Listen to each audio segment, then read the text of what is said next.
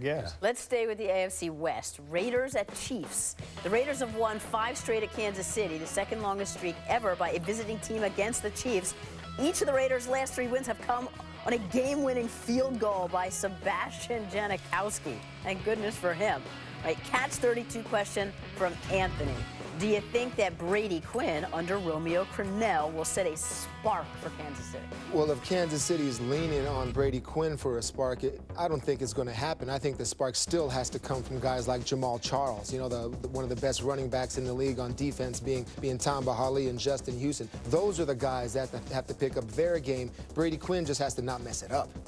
Well, Go ahead. No, you go ahead. Oh, listen, I still believe Brady Quinn has some quality starts left in his career. So I'm going to say he can set a spark, but I can't argue with your point. Brady Quinn has to manage the game. No spark. Let the rushers rush. Let the runners run. Don't turn the ball over. Don't make mistakes. If he does that, the Chiefs will be fine. They get Peyton Hillis back, too, which will help out. Let the runners run. More of a 1-2 punch. Straight ahead. The 2-4 Raiders heading to Kansas City to face the 1-5 Chiefs. Oakland has got to protect quarterback Carson Palmer better. Last week against the Jaguars, Palmer was sacked twice. He fumbled twice. Head coach Dennis Allen knows his offensive line has got to play better on Sunday. We're all proud men out here, and we all want to do our job and do our job to the best of our ability. And when we don't play as well as we want to, we look forward to the opportunity to get back out there and proving ourselves again. That group as a whole is looking forward to the opportunity to get back out there.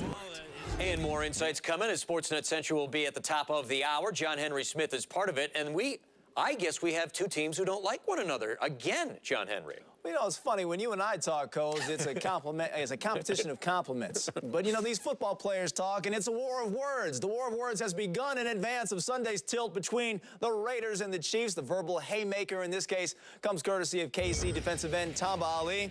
Here's what he had to say to the Kansas City Star, quote, "The Raiders are coming in, and they're a good team and a fast team, and they play dirty.